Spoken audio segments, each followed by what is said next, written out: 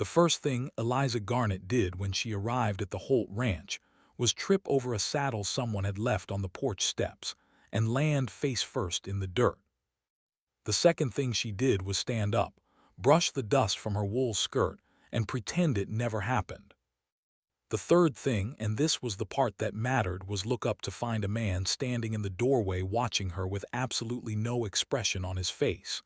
Not concern, not amusement, nothing. Just a pair of dark eyes underneath the shadow of a hat brim, watching her the way a man watches weather coming in from the west, calculating whether it will be a nuisance. "You're the school teacher," he said. It wasn't a question, it was barely even a sentence. "I am," she said, lifting her chin. "And you left a saddle on your porch steps." He looked at her for a long moment. Then he turned and went back inside without another word. Eliza Garnett stood in the Wyoming dust with her trunk at her feet and the wind pulling at her hair, and she thought, "This is a terrible mistake." But she had nowhere else to go. And the man in the doorway, Callum Holt, had no idea that the woman now standing on his property was about to become the most disruptive, unsettling, necessary thing that had ever happened to his life. Neither of them understood the truth yet. Callum Holt was 38 years old, and he had the kind of face that had been handsome once, and then the land had gotten to it. Sun-weathered, angular, with a jaw that looked like it had been carved rather than grown. He was tall enough that doorframes were a consideration, broad through the shoulders from 20 years of working cattle, and he moved the way men move when they have never once questioned their right to take up space. He had built the Holt Ranch from a single 100-acre parcel into something that spread across the valley floor like a man's ambition made visible. 12 hired hands, 400 head of cattle, a house with a real second floor and glass in every window.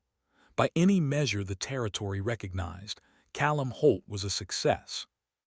By the only measure he privately kept, he was failing. He had 2 children, Thomas, age 9, and Clara, age 7, and they were running wild in a way that kept him awake at night. Not wild in the way that worried him physically, wild in the way that worried him deeper. Thomas had not spoken more than a dozen words in 4 months. Clara drew pictures of a woman with yellow hair in every corner of every surface she could find, including twice on the barn wall. Their mother, Rose, had been dead for 2 years, and Callum had absolutely no idea what to do with grief that he could not fix with his hands. He had tried. He had hired a woman from town to come 3 days a week. She lasted 1 month before she told him the children were difficult and she had other obligations. He had tried teaching Thomas himself, sitting at the kitchen table with a primer, and Thomas had stared at the page with those quiet, careful eyes until Callum felt something in his chest he didn't have a name for and had to leave the room. His emotional wound was simple and enormous. He loved his children more than the air he breathed, and he did not know how to reach them. His hidden fear was the one he refused to examine, that they were slipping away from him the same way Rose had slowly, quietly, until one morning he would wake up and the distance would be permanent. He was lonely in the specific way that men are lonely when they are surrounded by people and work and noise, and none of it touches the part of them that actually needs something. He had placed the advertisement in the Eastern papers because he had no other ideas. Wanted, capable schoolteacher for ranch children, Wyoming Territory. Accommodation and salary provided. Must be willing to reside on premises. He had expected someone older, someone practical, someone who would come in, teach the children their letters and their sums, and require nothing else from him. What arrived was Eliza Garnett. Eliza was 26, with dark red hair she kept pinned in a way that never quite held, and green eyes that looked directly at things most people looked around. She was not small, but she carried herself as though she were made of something more concentrated than most people, like the same energy had been packed into a smaller frame, and the compression had made it more powerful. Her hands were ink-stained. They had been ink-stained since she was 8 years old, and she had long since stopped trying to remedy it. She had graduated from the Harrington Female Academy in Philadelphia 3 years prior, one of 6 women in her class, and she had been teaching in a small schoolhouse in Ohio when the letter arrived from her aunt explaining that the situation which had previously provided Eliza's financial security, a modest inheritance from her father, had dissolved entirely in a bad investment her uncle had made without telling anyone. So the security was gone. The teaching position in Ohio had paid enough to survive and not enough to actually live. And when she had seen the advertisement for Wyoming, something in her, she could not name it precisely, had said *yes before her rational mind had a chance to argue. She was brave in the way that people are brave when they have already lost the thing they were afraid of losing. Her mother had died when she was 12, her father when she was 20. She had learned, in the specific school of grief, that the worst thing that can happen to you is survivable. This made her less afraid of most things than she perhaps should have been. Her emotional wound was quieter than Callum's and harder to see. She had spent years being useful to her family, to her students, to every institution that recognized her competence and nothing else. She was the person people called when something needed to be done. She was never the person anyone called when they simply wanted company. She had confused being needed with being wanted for so long that she had nearly stopped noticing the difference. Her hidden fear was that she was fundamentally difficult to love. Not because she was unkind, she wasn't, but because she was too direct, too opinionated, too likely to say the thing that needed saying in rooms where people preferred comfortable silence. She was lonely in the way that capable women are lonely when the world has spent so long admiring their competence that it has never once thought to ask how they are. Callum Holt took one look at Eliza Garnett, at her red hair and her city clothes, and the way she had dusted herself off like the dirt was a personal insult she intended to dispute, and decided she would last 3 weeks. He thought she was soft underneath the composure. He thought she had come here on some kind of romantic notion about the frontier, the way Easterners sometimes did, and that the reality of a Wyoming winter and 2 broken-hearted children would disabuse her of it quickly enough. He wasn't cruel in his thinking. He simply assumed, with the confidence of a man who had built something real, that people who hadn't been tested didn't know what they were made of. Eliza, for her part, took one look at Callum Holt, at his silence and his jaw, and the way he had watched her fall without even the basic courtesy of asking if she was all right, and decided he was the most arrogant man she had ever encountered. She thought he was the kind of man who confused hardness with strength, who had probably never in his life been required to be gentle, and had mistaken this luck for character. She was wrong about almost everything. So was he. The first clash came on the second evening. Eliza had spent her first full day with Thomas and Clara in the small room Callum had designated as the schoolroom, a spare bedroom with a table and 2 chairs, and a window that looked out over the north pasture. Thomas had sat with his arms folded and refused to touch the primer. Clara had done every single thing Eliza asked with an expression of anxious helpfulness that was somehow more heartbreaking than Thomas's resistance. Eliza had handled it. She'd read to them instead, not from a primer but from a book of natural history she'd brought in her trunk. And by the end of the afternoon, Clara had crawled close enough to look at the illustrations, and Thomas had turned his chair, just slightly, toward her voice. She had counted this as a reasonable first day. At supper, she made the mistake of mentioning it to Callum. She said, carefully, that Thomas might respond better if she had a few more books, something with illustrations, something that engaged him visually before asking him to engage with text.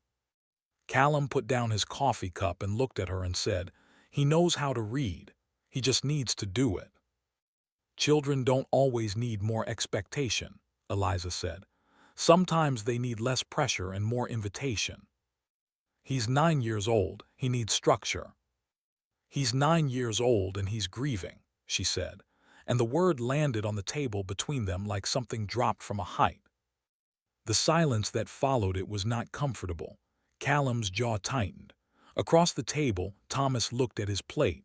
Clara looked at Eliza with huge, careful eyes. "Thank you for your assessment," Callum said, in a voice that ended the conversation. Eliza held his gaze for exactly 2 seconds longer than was comfortable, then returned to her supper. She lay awake that night thinking, he doesn't see them. He's looking right at them and he doesn't see them.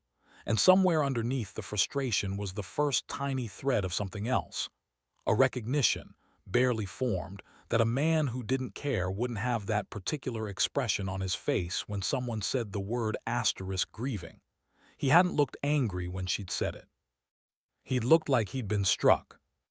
The transformation happened the way real transformations happen, not in a single moment but in accumulations. Small things, one after another, until the weight of them changed the shape of something. The first thing Eliza noticed was the horses. She had gone to the barn on her fourth morning to ask one of the hands where she might find more lamp oil, and she had found Callum alone in the far stall with a young mare who was favoring her left foreleg. He was crouched in the straw talking to her, not talking asterisk at asterisk her, talking asterisk to asterisk her. Softly, patiently. The same voice, she realized with a small shock, that she used with students who were frightened. He didn't know she was there. She watched him run his hands down the mare's leg with a gentleness that seemed to come from a completely different man than the one who had ended conversations at his dinner table, and she walked back to the house with something rearranged in her understanding of him. The second thing was the letter. She found it by accident, not because she was prying, but because she was cleaning the schoolroom and a piece of paper fell from between two books she was stacking. She picked it up to return it and her eyes caught 3 words before she could stop them. "Miss your voice." She placed it face down on the table and did not read another word. But she knew, from the handwriting, large, uncertain, a child learning to form letters, that it was something Thomas had written and never sent. And she understood then what Thomas's silence was made of, not stubbornness, not distance, unexpressed love with nowhere to go. She brought the natural history book back to the schoolroom the next morning, and before she opened it she said, "Thomas, would you like to write something today? Not a lesson, just something you want to say." He looked at her for a long time, then he reached out and took the pen. She did not tell Callum what Thomas wrote. That was not hers to share. But 3 days later Thomas spoke at the dinner table, asked his father to pass the bread, which was nothing, which was everything. And Callum looked up with an expression that Eliza only saw for a fraction of a second before he composed himself. But she saw it. It was the expression of a man who had been holding his breath for 2 years. The third thing was the pie. On a Saturday when the hands were in town and the ranch was quiet, Eliza went to the kitchen to bake because she was restless, and baking was the thing her mother had done on restless days, and some habits are really just love in disguise.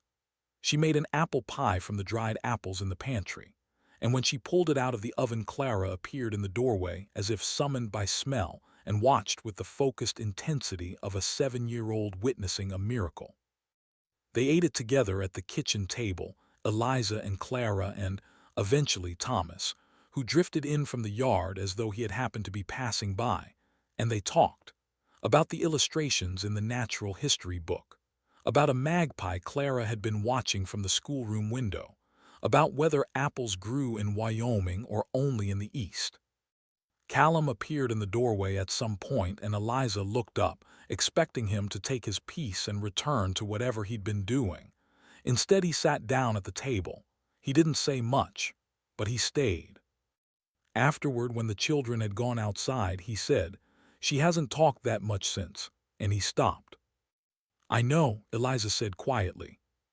He looked at her as though she'd said something surprising. "How do you know?" "Because she asks about her sometimes, about her mother while we're working." She paused. "I listen." Callum was quiet for a moment. Then he said, "Thank you," and it was the most unguarded thing he had said to her since she'd arrived, and they both felt the difference. The emotional turning point came on a night in October. 6 weeks into her time at the ranch. There had been a storm, not the crisis, just a prelude to it, and the power of it had kept everyone inside. The children were asleep. Eliza had come downstairs for water and found the lamp still burning in the main room and Callum sitting at the table with a letter in his hands. He heard her and moved to put it away, but not before she saw that the paper was worn at the folds in the way that paper gets when it has been folded and unfolded many times over a very long period. She should have said good night and gone back upstairs. She said, "Is that from her?" He looked up. She expected him to shut the conversation down the way he always did. Instead, after a long moment, he said, "Yes." She sat down across from him. She didn't say anything. She had learned in 6 weeks that Callum Holt did not respond to questions but would sometimes respond to space. He said, "She wrote it the week before she died. I didn't find it until 3 months later in a coat pocket." He set it on the table without opening it. She wrote that she was sorry for leaving before she could teach them enough, that she was afraid she hadn't, that they wouldn't remember. He stopped. Eliza did not look away from him.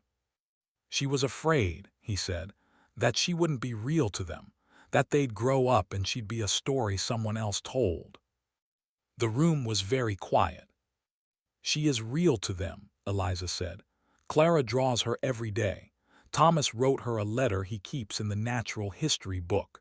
She is the most real thing in this house." Callum put his hand over his eyes.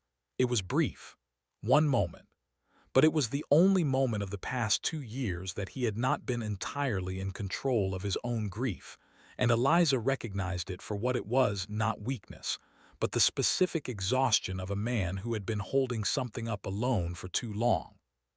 She didn't touch him. She didn't speak. She simply stayed where she was until the moment passed, and in staying she gave him something that cost her nothing and meant everything. When he finally lowered his hand, something in his face was different. Not lighter exactly, but different. The way a room looks different when someone opens a window that has been closed for a long time. He looked at her as though he was seeing her clearly for the first time. And Eliza, for her part, felt something happen in her chest that she spent the next several days trying to convince herself was simply compassion. It was not simply compassion. The crisis arrived in November, in the form of a man named Gerald Fitch. Fitch was a land agent from the territorial capital, and he arrived with 2 men and a document, and the particular smile of someone who already knows how the conversation is going to end. He presented Callum with a legal challenge to the northern portion of the ranch, 80 acres of prime winter grazing, based on a survey error in the original deed that Fitch claimed entitled a railroad company to the parcel. It was, Eliza heard from the kitchen where she was giving the children their lessons, a very serious problem. The northern pasture was where Callum wintered the majority of the herd. Without it, the cattle would be inadequately sheltered, underfed through the season. The losses could be ruinous. She also heard Callum say, in a quiet and controlled voice, that he did not have the money to mount a legal